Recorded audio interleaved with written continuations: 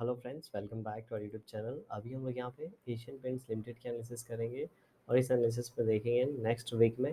ठीक है, plus Monday session में अपने कौन से इंपॉर्टेंट लेवल्स एंड टारगेट हम लोग को दिखाएगा। इसका प्राइस एक्शन पैटर्न किस तरीके से रह सकता है, फिलहाल क्या सिचुएशन बनी है अगर हम लोग यहाँ पे देखेंगे तो मंडे सेशन में। ठीक है, जो लास्ट डे का सेशन है यहाँ पे ओपन होते ही देखेंगे तुरंत नीचे गिरा, नीचे गिरने के बाद ऊपर जाने की दो बार यहाँ पे कोशिश की है, क्योंकि ये एक इम्पॉर्टेंट लेवल था जिन लेवल्स को ये ब्रेक करके ऊपर गया हुआ है 3380। इसीलिए इनके आसपास अभी ये लगातार सपोर्ट ले रहा है और इसको ब्रेक करने के पहले यहाँ पे टाइम स्पेंड कर रहा है, ऐसा भी हम लोग बोल सकते हैं। अभी हमारे दिमाग में थोड़ा सा कन्फ्यूजन होना चाहिए, मेरे दिमाग में है जैसा यहाँ पे, क्योंकि ये नीचे यहाँ पे 3380 का सपोर्ट है, ऊपर हमारे पास इस ट्रेंड लाइन का जो ऊपर से ये जो ट्रेंड लाइन आ रही है, ठीक है, इसका रेजिस्टेंस है। थोड़ा सा मैं चार्ट यहाँ पे जूम आउट करता हूँ। अभी यहाँ पे देखिए, यहाँ पे प्रॉब्लम क्या है, ये जो ट्रेंड लाइन है ऊपर वाली ट्रेंड लाइन मैक्सिमम टाइम मतलब यहाँ पे एक दो बार यहाँ पे, फिर तीन बार ये और चौथी बार ये। ठीक है, तो यहाँ पे लगभग लगभग 4 से 5 बार ये हिट कर चुका है 15 मिनट पे जाके। तो अगर यहाँ पे हिट करता है तो यहाँ से ऊपर निकलने की प्रॉबिलिटी क्या है, बहुत ज़्यादा है, क्योंकि इस ट्रेंड लाइन के आसपास ट्रेड कर रहा है, फर्स्ट थिंग। सेकंड थिंग, ये आके जैसा कि थर्सडे को यहाँ पे क्लोजिंग दिया था, उसके बाद फ्राइडे थोड़ा सा नीचे आ गया, तो ये बहुत ही स्ट्रॉन्ग क्लोजिंग था और मैं आपको बोला था ऑलरेडी बहुत ज़्यादा मूव कर चुका है, तो बहुत ज़्यादा एक्सपेक्ट मत करिएगा इसको। ठीक है, हो सकता है एक दो दिन बाद फिर से मोमेंटम करे। तो अभी ये नीचे आ गया है, अगर इन्हीं लेवल से जाके ये इन लेवल्स को ब्रेक करके ऊपर की ओर निकलता है, ठीक है, तो इस बार ये हमारे जो ऊपर के टारगेट हैं, लगभग लगभग पहला टारगेट 3480 का है, एंड उसके बाद ये जो इसने हाई लगाया था 3540 के आसपास, ये यहाँ पे अचीव होता हुआ दिखेगा। ठीक है, क्योंकि जिस तरीके से यहाँ पे प्राइस एक्शन पैटर्न बना है, अगर इसको 1:1 प्लॉट कर देंगे ऊपर तो हम लोग को लेवल अच्छे खासे लेवल दिखेंगे, मतलब 3600 भी दिख रहा है आराम से। तो ये इस तरीके से ऊपर की ओर निकल सकता है। ये हो गया शॉर्ट टर्म व्यू इसका, जिस तरीके से अभी फ़िलहाल प्राइस एक्शन बना है, क्लोजिंग मिली है उस हिसाब से। अब हम लोग क्या करेंगे यहाँ पे, ठीक है, वीकली टाइम फ्रेम पे चले जाते हैं एंड देखते हैं इस वीक में क्या प्राइस एक्शन पैटर्न बना है, तो किस तरीके से यहाँ पे नेक्स्ट वीक में ये परफॉर्म कर सकता है। जैसा कि हमने लास्ट टाइम जब हम लोग यहाँ पे वीकली टाइम फ्रेम पे इसकी बात कर रहे थे, तो हमने ये बात किया था कि ये जो लेवल्स हैं, ठीक है, ये लगभग लगभग 3220 के आसपास का लेवल था या 3250 के आसपास का लेवल था। ठीक है, इस कैंडल का जो लो था, हमने बात किया था, ये अच्छा खासा नेगेटिव कैंडल बना है। तो फ्लैट ओपनिंग के बाद अगर ये नीचे जाता है तो इन्हीं कहीं से लेवल से एक ऊपर की ओर यहाँ पे बाइंग मोमेंटम आना ज़्यादा पॉसिबिलिटी है, क्योंकि ये कैंडल का यहाँ पे सपोर्ट है, प्लस ये बहुत ही अच्छा खासा यहाँ पे ब्रेकआउट देके गया है। ठीक है, तो इन लेवल से अगर ऊपर की ओर एक पुल बैक आ रहा है, ऊपर की ओर फिर से यहाँ से निकल रहा है, तो यहाँ से ज़्यादा पॉसिबिलिटी है, हो सकता है यहाँ से फिर ऊपर की ओर निकले और बीच में हम लोग को या ऐसे कोई क्लोजिंग दे, ऐसी हमने यहाँ पे बात की थी। ठीक है, तो अभी यहाँ पे देखेंगे क्लोजिंग अच्छी मिली है, उसके मुकाबले यहाँ पे जो ये कैंडल था इसके जस्ट मतलब अपने हाई के आसपास दिया है इसने क्लोजिंग। तो नेक्स्ट वीक में अगर यहाँ पे देखेंगे तो इस तरीके से, थोड़ा टेढ़ा हो गया, ठीक है, यहाँ पे स्ट्रेट लाइन हम लोग ट्रेंड लाइन ही ले लेते हैं, ज़्यादा बेटर रहेगा। ये देखिए हम लोग मैक्सिमम पॉइंट यहाँ पे टच कर देते हैं, वीकली टाइम फ्रेम पे कुछ इस टाइप का हमारे पास ट्रेंड लाइन है। ठीक है, इसके ऊपर हमें क्लोजिंग अभी तक नहीं मिला है, तो इसके ऊपर फिर से अगर ये ऊपर निकलता है इस ट्रेंड लाइन के, तो यहाँ पे ये जो यहाँ पे रुका हुआ है, ये यहाँ बोलिए ये जो बायर्स का एकुमुलेशन हुआ है, ठीक है, ये इसको और ऊपर की ओर लेके जाएंगे और बहुत ही अच्छा रोल प्ले कर सकते हैं, क्योंकि कहीं ना कहीं 3500 से लेके ये 3200 के आसपास का 300 बोलिए या फिर 250 पॉइंट्स का रेंज बना है।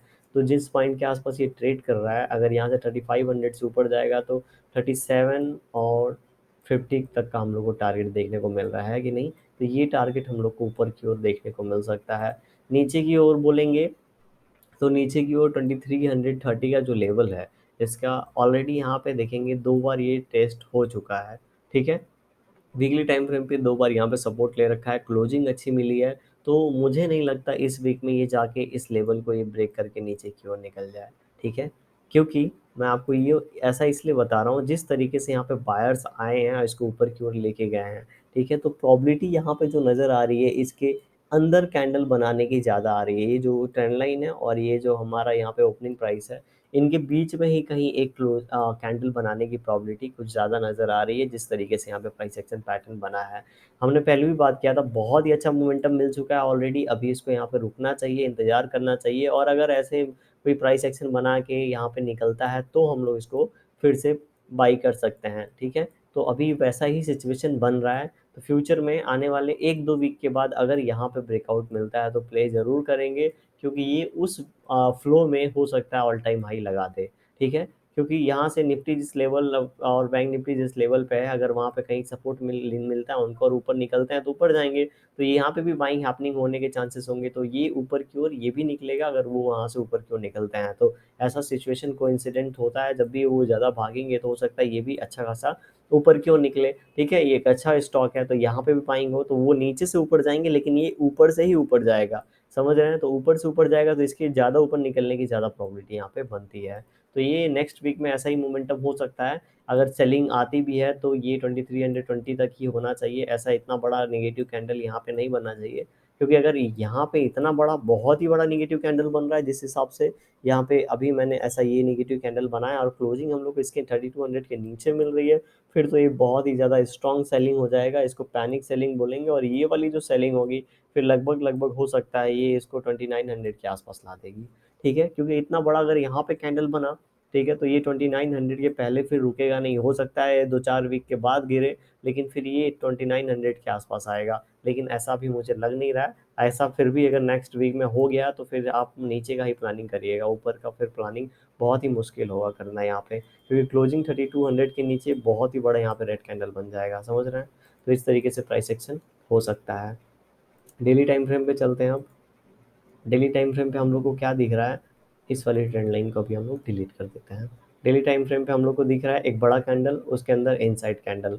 जब भी बड़े कैंडल के अंदर इनसाइड कैंडल या हॉल्ट कैंडल बनता है, जैसे ये यहाँ पे ब्रेकआउट हुआ आप प्ले करिए, ठीक है, एसएल इसके नीचे लगा दीजिए। यहाँ पे एटलीस्ट 1:2 हम लोग को लेके जाना चाहिए, तो अराउंड अराउंड 3450 के आसपास और 3500 के आसपास हमारा पहला टारगेट होगा, और 3550 के आसपास दूसरा टारगेट होगा, ठीक है। क्योंकि ये 3450 के आसपास है, तो ये इस तरीके से यहाँ पे जा सकता है। और यहाँ पे आने के बाद, ठीक है, यहाँ आने के बाद फिर से ये रेजिस्टेंस लेगा, ऐसा नहीं ये निकल गया तो इस तरीके से निकल जाएगा जी ना। यहाँ पे आने के बाद ये चूंकि ये इस लेवल को पहली बार यहाँ पे बहुत दिनों बाद आके हिट कर रहा होगा, तो यहाँ पे रेजिस्टेंस लेगा, फिर यहाँ पे हो सकता है आधा दिन यहाँ पे या फिर एक दिन रुकने के बाद फिर से ये ऊपर की ओर अपनी जर्नी कंटिन्यू करे, ऐसा सिचुएशन बन सकता है।